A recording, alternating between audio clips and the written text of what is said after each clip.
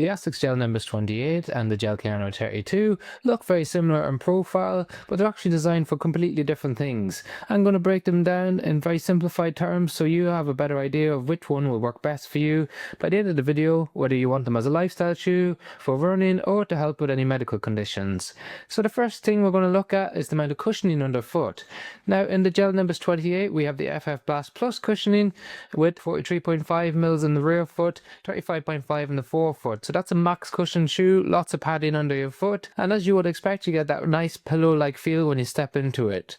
In the Gel Kayano 32, we've got less cushion underneath your foot, with 40 in the rear foot, 32 in the forefoot. It has the same FF Blast cushioning, so it feels really plush underfoot, but there are some factors in this cushioning that change how it feels if you're talking about stability. But first of all, they both have an 8mm drop in difference from the height in the back to the front of the shoe. That dropped from a previous 10mm in the Gel Kayano 31. And that's important to know because the higher the drop, it helps to offload your Achilles, but if you stand for long periods of time, it can put extra pressure on the forefoot. And when we think about the weight in these shoes, we had a significant change in the Gel Nimbus 28 with a massive drop in weight despite the same cushioning and amount of stack. So we now have 272 grams in a size 9 men's US versus 300 grams in the Gel Kayano 32. And when it comes to the fit on top, we've got a little bit more extra space in the toe box in Gel Kayano 32, but both of them come in a narrow, normal and extra wide versions for those of you who have broader feet. They come in a true to size and length, but just be careful of the sizing as it can be slightly different than some other brands if you're not used to using an Asics. We've got lightly padded tongues that are gusseted on both shoes, plenty of padding around the heel counter and a nice pull-on tab as well. But how does it feel underfoot? Well, in the Gel Kayano 32, we've got the classic 4D guidance system.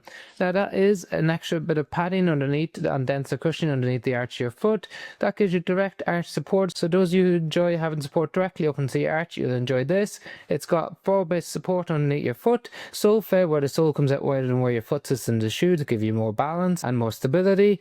And we've got the large sidewalls on the inside and outside where the midsole comes up, cradles your ankle, helps keep it centered in the shoe as you move. So this is a moderate to max stability shoe.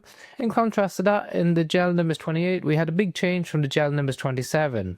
It has large sidewalls on the outside and inside of the heel to keep you nice and centered, and some sole flare similar to what we see in the Gel Kayano 32. They changed how the heel compresses on this, so as you can see in the video, we've got more compression on the outside rather than the inside, so it's not ideal for those of you who supinate when you initiate contact with the ground, as it's going to facilitate that outward movement a little bit more than what we saw in the Nimbus 27. So as a result, we classify this as a stable neutral shoe.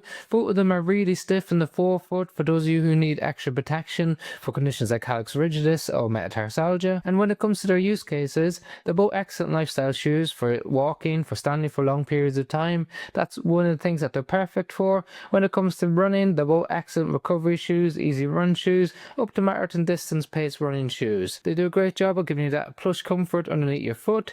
In the Nimbus 27, the older model of this, you could do some up-tempo workouts, but because they changed the underlay of this shoe, it's not as good for those up-tempo workouts. So if you're looking for a max stack Asics shoe, then you might look towards the Asics Gel Nimbus 27 or the Nova Blast 5. If you want more stability or arch support underneath your foot, then the Gel Kayano's got you sorted.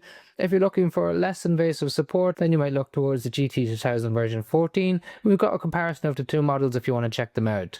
Otherwise, we've got an overview of all the Asics models if you want to check out that video, which I'll put in a link above. We've got links to these shoes in the description if you want to check out the latest prices, or let me know if you've got any questions about them in the comment section. Thank you very much for watching.